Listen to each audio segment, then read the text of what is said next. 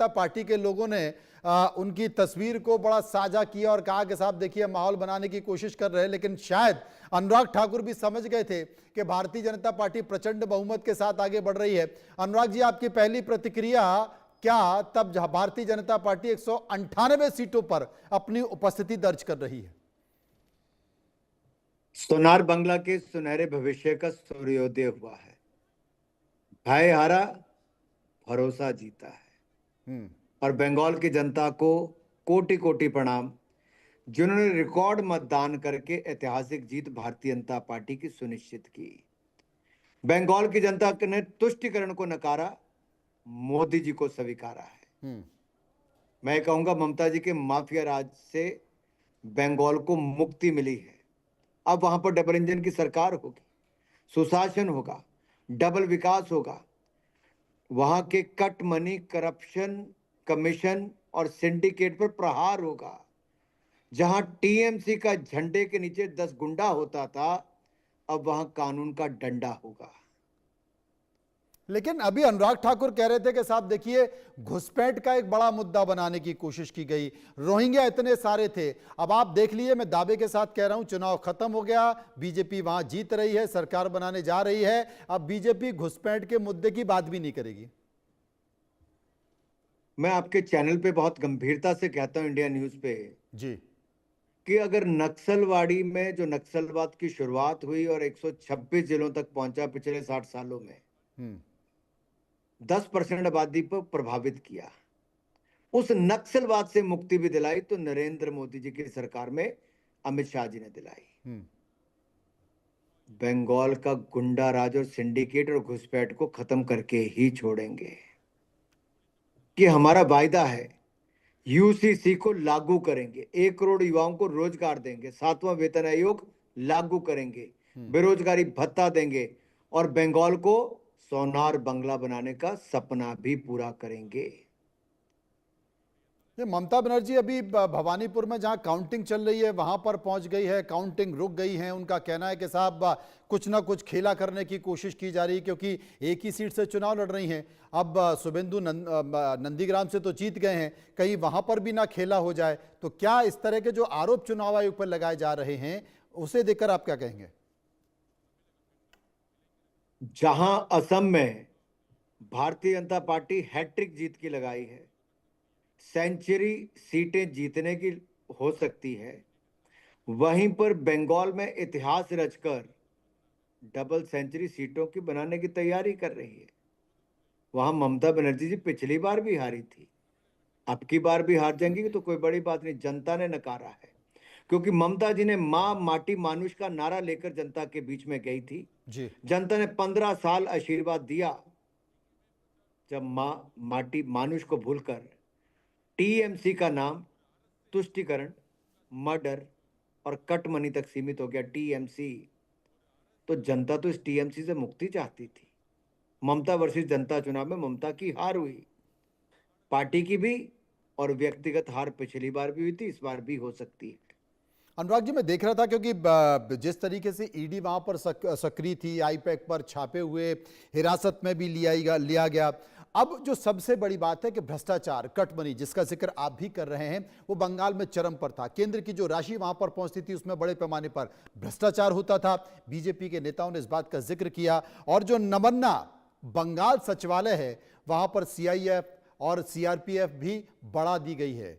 तो क्या जो आरोप लगाए गए उस लिहाज से तो कि मुख्यमंत्री ममता बनर्जी थी, अभिषेक बनर्जी कह रहे थे कि अगर हिम्मत है तो 4 तारीख को 12 बजे अमित शाह कोलकाता में खड़ा होकर दिखाएं। तो क्या अब ये भ्रष्टाचार की कार्रवाई आगे बढ़ेगी, ये आग दामन तक, ममता तक भी पहुंचेगी?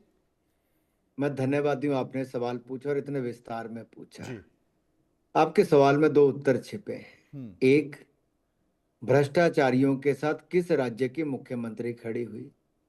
ममता जी पश्चिम बंगाल की मुख्यमंत्री, पहले कमिश्नर पुलिस के साथ और बाद में करप्ट आईपैक के अधिकारियों के साथ, लाभ लश्कर के साथ पहुंची, ईडी से सबूत छीन लिए।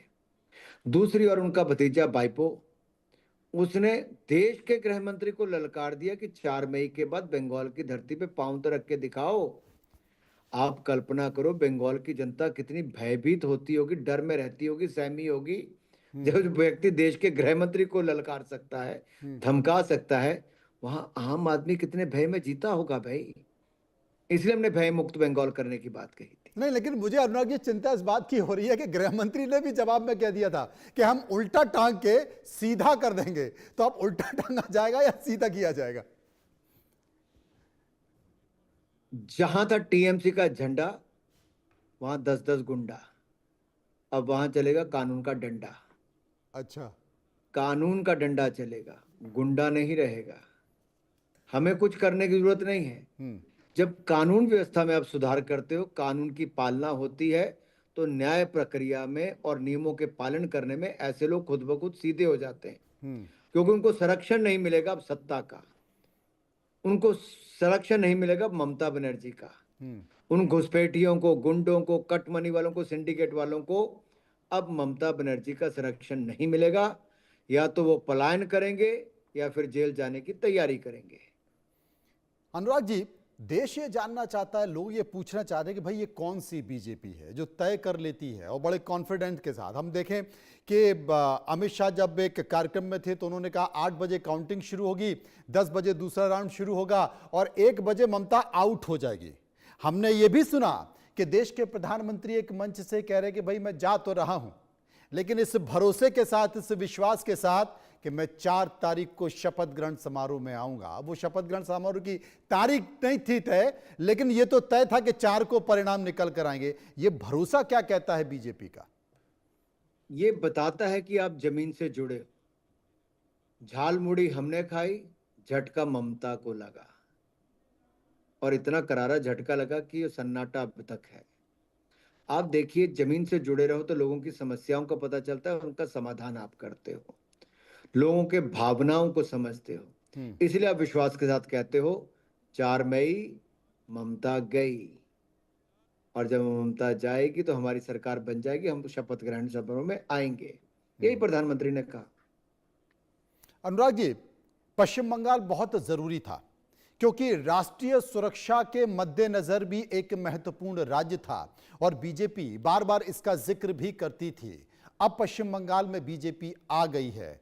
चूंकि बांग्लादेश लगा हुआ देश है और वहां से अब भारत विरोधी संकेत भी निकल कर आते हैं, तो घुसपैठ, भारत विरोधी संकेत, तस्करी, गायों की तस्करी, जानवरों की तस्करी, इसे लेकर क्या कोई बेहतर रणनीति बनाने की कोशिश होगी या वो भी बन चुकी है परिणामों की तरह?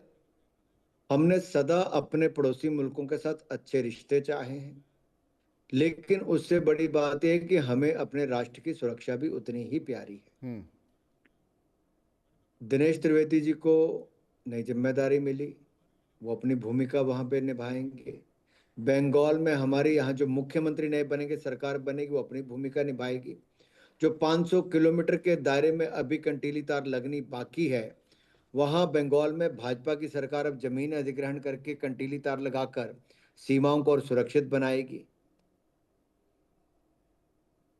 एक बड़ा संकेत निकल कर आया है दक्षिण भारत से, तमिलनाडु से, जहां पर कि नारी शक्ति वंदन अधिनियम में हर घर में काले झंडे लगाने की बात हुई थी और देश को बांटने की बात भी, बांटने का संकेत भी वहां से निकल कर आ रहा था। चाहे वो भाषा के जरिए हो, भौगोलिक परिस्थितियों के जरिए हो या राजनीति के जरिए हो। वो पार्टी जो इस तरह के बयान दे रही थी, डीएमके, वो मुझे लगता है कि बहुत पीछे चली गई है और फिल्मों का कलाकार विजय थलापति वो सरकार की उपस्थिति के तौर पर दिखाई दे रहा है। सनातन का विरोध कर रहे स्टालिन निपट लिए, अपना चुनाव हार गए।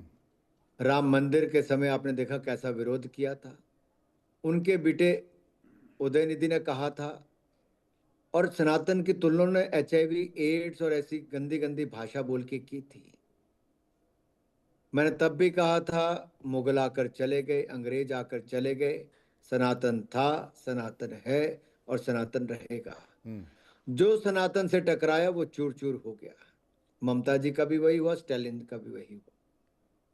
अनुराग जी, केरल में तिरुवनंतपुरम में जब मेयर का पद जीता बीजेपी ने तो लगा कि बीजेपी यहां भी कुछ खेला करने वाली है, लेकिन उपस्थिति वो दर्ज हो नहीं पाई।